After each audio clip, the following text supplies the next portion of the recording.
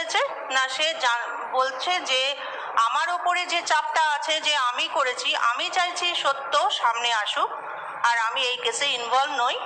সেই জন্য সে চাইছে যত রকম টেস্টই হোক সেটা সে সহযোগিতা করে আসল আসামি অবধি সে আমাদের পৌঁছতে সাহায্য করবে। মানে সঞ্জয় আপনাদেরকে বলেছে যে উনি আসামি নয়, মানে ওনাকে ফাঁসানো হচ্ছে। উনি আসামি নন, উনি এই কেসটার যাবতীয় যা আছে মানে ইনভেস্টিগেশন করার জন্য যা যা সহযোগিতার দরকার আছে উনি আমাদের সঙ্গে কোঅপারেট করবেন, সিবিআই এর সঙ্গে কোঅপারেট করবেন এবং আসল আসামি যারা আছে তাদেরকে সামনে আনার জন্য উনি সব রকম চেষ্টা করবেন।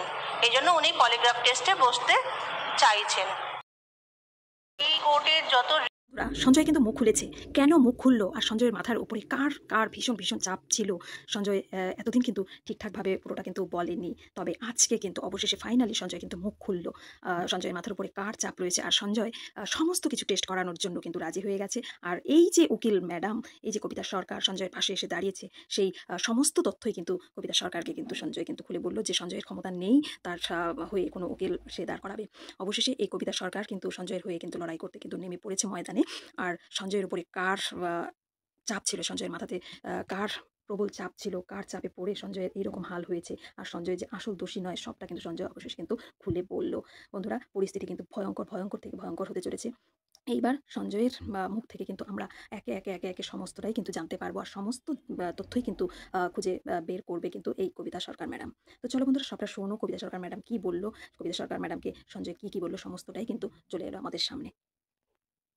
এই কোর্টের যত রিমান্ড ফাইলে যারা নান মুভ থাকেন, মানে যাদের যেসব আসামিদের কোনো উকিল হায়ার করতে পারেন না বিকজ অফ যে ইকোনমিক যে তাদের কন্ডিশন ঠিক নেই বা অন্য কোনো কারণে হয়তো কোনো লয়ার আর কাজ করতে চাইছেন না, তো তার রিমান্ডের যে ফাইলটা সেটা আমাদের কাছে আসে এবং আমি তাকে আমাদের সাপোর্ট দিই।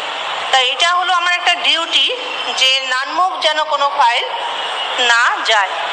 মানে এটা মানে ইচ্ছা করে এটা নিয়েছেন সেরকম কি না, এটা আমার ডিউটি, মানে এটা অটোমেটিক্যালি আমার কাছে এসেছে যেহেতু এই ফাইলটা ফার্স্ট প্রোডাকশনে নানমুভ ছিল and today is his second production, আজকেও সে নানমুভ আছে, যার জন্য অটোমেটিক এই ফাইল আমার কাছে এসেছে।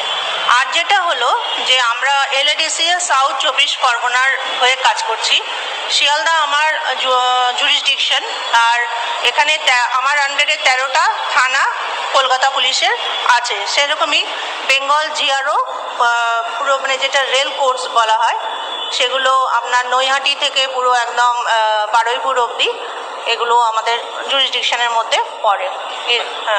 তাহলে কিন্তু এই যে অনেক লোকের যে প্রশ্নগুলো হচ্ছে যে তাহলে কি মানে আপনাদের ওপরে এই মানে এই অধিকারটা থাকে যে এই কেসটা আপনারা যদি ধরুন আপনারা নিতেন না তাহলে কি হতো?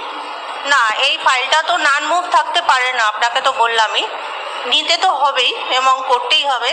যখন আসামির মানে অর্থনৈতিক অবস্থা ভালো না, সে আজকে আমাকে যেটা জানালো, আমি যখন তার কনসেন্ট নিতে গেলাম বিফোর মানে আমার সাবমিশন অফ যে অ্যাপয়েন্টমেন্ট, তখন সে বললো যে দিদি আমার তো আর্থিক অবস্থা ভালো না, আমি কোনো উকিল রাখতে মানে সঞ্জয়ের কথা বলছি। সঞ্জয় বললো কেন উইদাউট হিজ কনসেন্ট আমি তো এগোতে পারবো না, আমি তো আর নিজে থেকে যেমন করব, ফাইলটা আসবে অবশ্যই আমি আসামির সম্মতি নেব, তার সিগনেচার নেব আমার পেপারসে।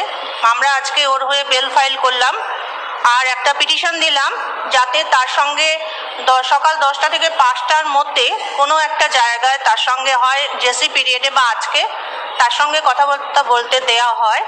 আর এই কেসের ব্যাপারে তার কি মতামত বা জিজ্ঞাসাও আমাদের কিছু আছে সেগুলো আমরা যাতে জানতে পারি, তো সেই ব্যাপারে একটা পিটিশন ছিল। আর একটা হলো যে পলিগ্রাফ টেস্টে তার সম্মতির সময়ও আমি উপস্থিত ছিলাম এবং তার সম্মতি সে দিয়েছে। টেস্টের ব্যাপারে সব কিছু আমি তাকে বুঝিয়ে বলেছি এবং সে রাজি হয়েছে।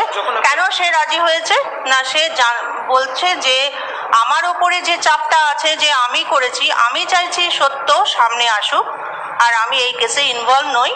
সেই জন্য সে চাইছে যত রকম টেস্টই হোক সেটা সে সহযোগিতা করে আসল আসামি অবধি সে আমাদের পৌঁছতে সাহায্য করবে। না মানে সঞ্জয় আপনাকে আপনাদেরকে বলেছে যে উনি আসামি নয়, মানে ওনাকে ফাঁসানো হচ্ছে। উনি আসামি নন, উনি এই কেসটার যাবতীয় যা আছে মানে ইনভেস্টিগেশন করার জন্য যা যা সহযোগিতার দরকার আছে উনি আমাদের সঙ্গে কোঅপারেট করবেন, সিবিআইয়ের সঙ্গে কোঅপারেট করবেন এবং আসল আসামি যারা আছে তাদেরকে সামনে আনার জন্য উনি সব রকম চেষ্টা করবেন। এই জন্য উনি পলিগ্রাফ টেস্টে বসতে চাইছেন।